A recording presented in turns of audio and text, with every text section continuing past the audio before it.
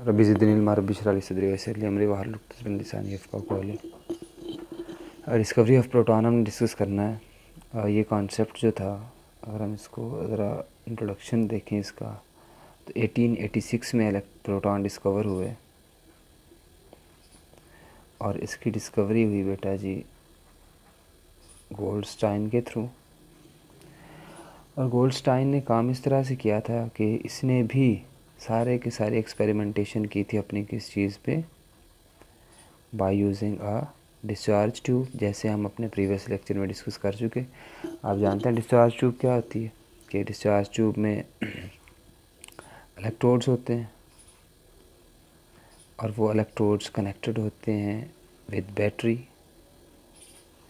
और यहाँ पे बहुत कम प्रेशर रखा जाता है, लो प्रेशर, और फिर हाई वोल्टेज अप्लाई की जाती है बैटरी की, और करंट पास किया जाता है थ्रू द गैसेस। तो बिल्कुल उसी तरह से सारी एक्सपेरिमेंटेशन इसने की।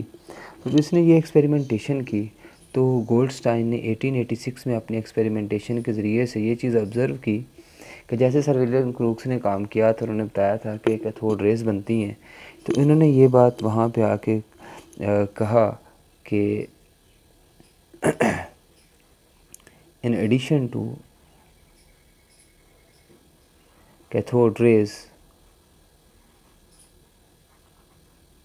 सम other rays were also present. कि कैथोड रेज के ऊपर तो वैसे पहले बात हो चुकी थी कि कैथोड रेज तो हैं ही हैं, इसके ऊपर अगर आपको याद हो तो हमने कल बात की थी। 1879 में काम किया था सर विलियम क्रूक्स ने, और उन्होंने डिस्कवर किया था कैथोड रेज को। तो उन्होंने कहा कैथोड रेज के अलावा भी कुछ रेज पाई जाती हैं, जिनको इन्होंने नाम क्या कहा उन रेज को, कि जो किस तरह से मूव करती हैं, अपोजिट टू कैथोड रेज।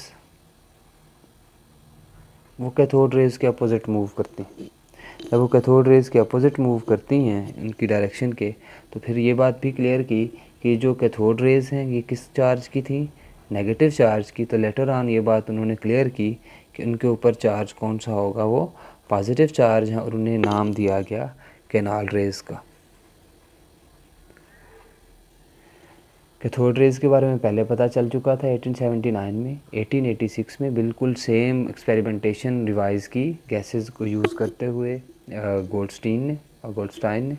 तो उन्होंने डिस्कवर किया कैनाल रेज को कि नेगेटिव रेज, ये जो कैथोड रेज थी उनके अलावा भी कुछ रेज पाए जाते हैं जिन पे पॉजिटिव चार्ज होता है। और यह साथ ही ये बात भी यूज़ की कि गोल्डस्टाइन था, उन्होंने परफोरेटेड कैथोड यूज़ किया, परफोरेटेड कैथोड यूज़ किया, और उसका कंसर्न ये था ऑब्ज़र्व करना कि क्या ये रेज जाके स्ट्राइक करती हैं या नहीं। थोड़ा सा अगर हम उसी को रिकॉल करें, हम जानते हैं ये बात, अगर ये कैथोड है तो हमने अपने पिछले लेक्चर में ये बात पढ़ रखी थी कि कैथोड की तरफ से कुछ नेगेटिव रेज थी जो कि हमें ट्रेवल करती हुई दिखाई दी थी टूवर्ड्स एनोड, और उन रेज़ को नाम दिया था हमने कैथोड रेज़ का। और ये बात हमें बताई थी सर विलियम क्रूक्स ने।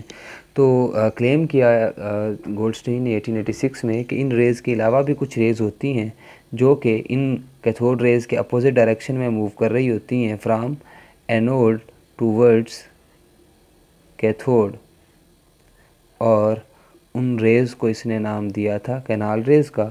और परफोरेटेड कैथोड यूज़ करने का कंसर्न ये था, ये चेक करना कि क्या वो जाके स्ट्राइक करती हैं। जब ये बात उसने ऑब्ज़र्व की तो उसने भी ये चीज़ स्टडी की कि जब ये वाल्स ऑफ डिस्चार्ज ट्यूब के साथ जाके स्ट्राइक करेंगी तो क्या करती हैं, ग्लो प्रोड्यूस करती हैं।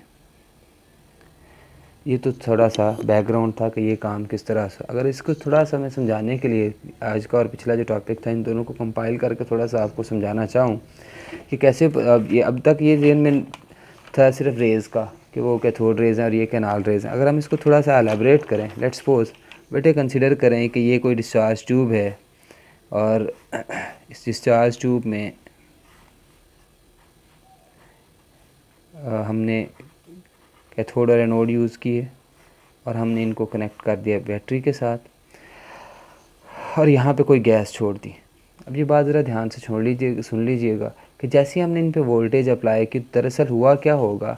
अब लेट्स सपोज़ कि अगर कोई गैस है, लेट्स सपोज़ हम कह देते हैं जी हाइड्रोजन गैस है, मैं कहता हूँ जी हाइड्रोजन गैस है, ये उसका न्यूक्लियस, ये उसके अराउंड इसका शेल हो गया, और ये उसके इलेक्ट्रॉन।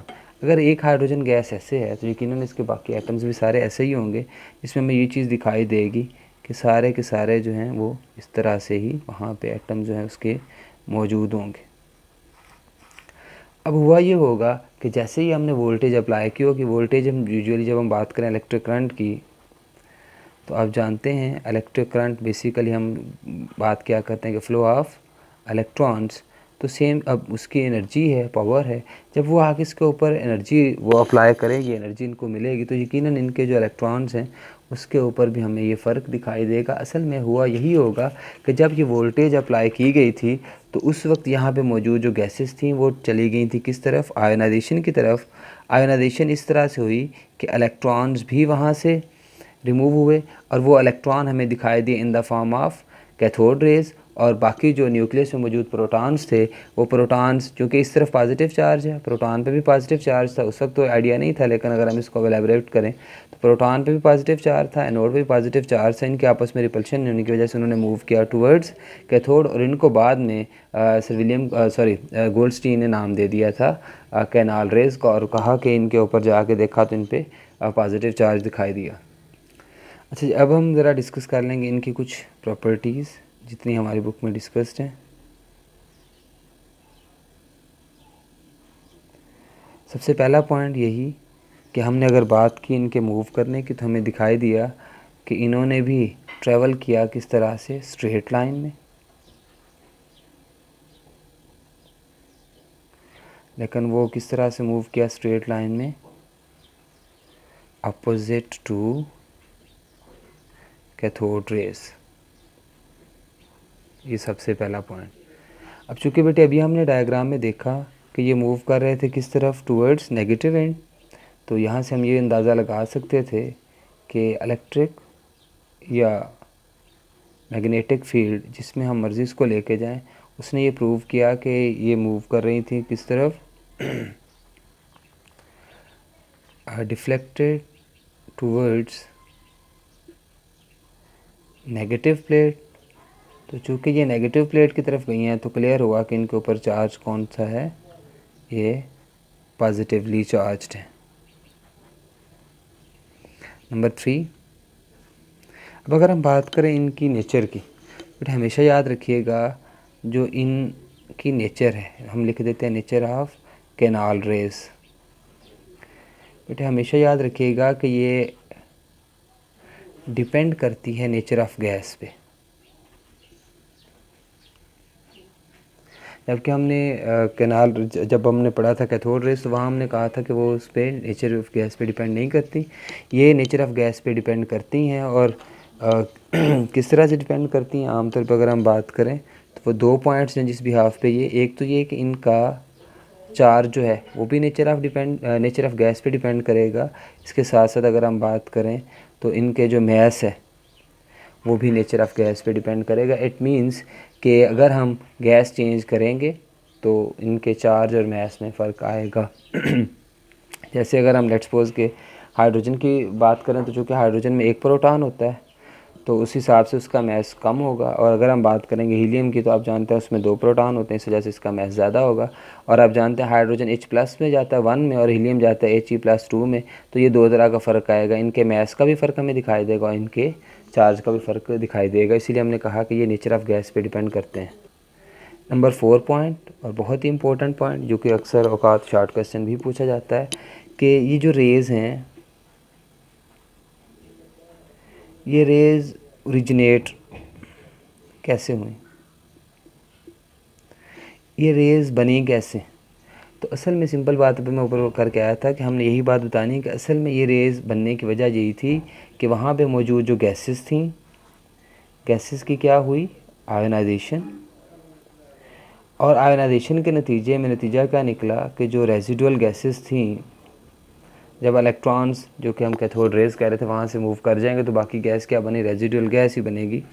तो रेजिडुअल गैसेस जो थी बाद में हमें उनकी वजह से प्रोड्यूस हुई, ये दिखाई दे। लेट्स सपोज जैसे अब ये कोई गैस है M, इसके ऊपर आके इलेक्ट्रॉन कोई इलेक्ट्रिक चार्ज की वजह से इलेक्ट्रॉन ने आकर स्ट्राइक किया, जब इसने इलेक्ट्रॉन एनर्जी की वजह से स्ट्राइक करेगा तो इसके पहले से मौजूद इलेक्ट्रॉन्स को भी उसने क्या किया, वहाँ से मौजूद रिमूव कर लिया। देखें एक इलेक्ट्रॉन आया था, एक अपने साथ रिमूव करके चला गया, तो ओवरऑल इसकी क्या हो गई, आयोनाइजेशन होगी। और यही रेजिडुअल गैसेज जो कि हम पहले ही बात कर चुके थे कि जैसे ही पहले रिमूव होगा कैथोड रेज रिमूव होंगी तो असल में इलेक्ट्रॉन्स रिमूव हो जाएंगे और बाकी जो बचेगा वो रेजिडुअल गैस है जिसको हम नाम दे रहे थे वो क्या हो जाएंगे हमारे प्रोटॉन वाले। चूँकि न्यूट्रॉन भी वहाँ पे हैं न्यूक्लियस में, लेकिन न्यूट्रॉन पे चार्ज कोई नहीं होता, इस वजह से हमने उनको यहाँ पे स्टडी अभी तक नहीं किया था, किसी ने उसकी डिटेक्शन के ऊपर बात नहीं की थी। नेक्स्ट अगर हम बात करें नंबर 5, तो फर्दर यही कि ये जो रेस थी, इन्हीं रेस की अगर बात की जाए तो इनका जो मैस था that were found nearly equal to that of proton. Proton के मैस के इक्वल कंसिडर किया गया। इस वजह से बाद में ये ख्याल किया गया कि जो रेस थी असल में, ये जो कैनाल रेस थी दरअसल में वो मूविंग प्रोटॉन्स ही थे। और जब हमने हाइड्रोजन गैस यूज़ की तो हाइड्रोजन गैस में चूँकि आप जानते हैं उसमें एक ही प्रोटॉन होता है, इस वजह से उस वक्त सिर्फ और सिर्फ क्या होंगे, प्रोटॉन्स ही मूव कर रहे होंगे और उनका मैस हम कंसिडर क्या करते हैं 1840 टाइम्स ग्रेटर होता है दैन इलेक्ट्रॉन्स। और अगर हम कोई और गैस यूज़ करेंगे तो लेट्स सपोज कि अगर हमने हीलियम की बात की तो आप जानते हैं हीलियम में जो प्रोटॉन है वो हाइड्रोजन की निस्बत डबल होते हैं, इसमें प्रोटॉन डबल हो गए, इस वजह से जो मैस है वो भी क्या होता जाएगा, सिंपल इसका मल्टीपल होगा। यानी कि या तो इनका मैस आमतौर पे इन रेज का मैस हमें दिखाई देगा equal to protons that is for 1840 times greater than electron, या फिर इसका सिंपल मल्टीपल, जितना प्रोटॉन ज़्यादा होते जाएंगे उनका मैस भी उस तरह से ज़्यादा होता जाएगा। जैसे अभी हम ये बात कर रहे थे नेचर की, तो ये हमने कहा कि ये डिपेंड करते हैं नेचर ऑफ गैस पे, लेकिन एक चीज़ ध्यान में रखिएगा कि जब सेम गैस की हम बात कर रहे होंगे तो उस सेम गैस का चार्ज और मैस हमेशा क्या होगा सेम। जैसे अगर हम बात करें हाइड्रोजन की, तो हाइड्रोजन की वजह से सिर्फ और सिर्फ प्रोटॉन होते हैं, उसमें एक ही प्रोटॉन होता है, तो उस वक्त उन सारों का चार्ज और मैस भी क्या होगा एक जैसे। यानी कि जब हम गैस डिफरेंट यूज़ करेंगे तो चार्ज और मैस डिफरेंट आएगा, लेकिन जब हम एक ही गैस यूज़ करेंगे सेम गैस, तो उस वक्त प्रोड्यूस होने वाले सारे के सारे कैनाल रेज भी एक जैसी ही होंगी। तो इससे रिलेटेड कोई बात अगर आप पूछना चाह रहे हो तो प्लीज़ आप पूछ सकते हैं, मोस्ट वेलकम।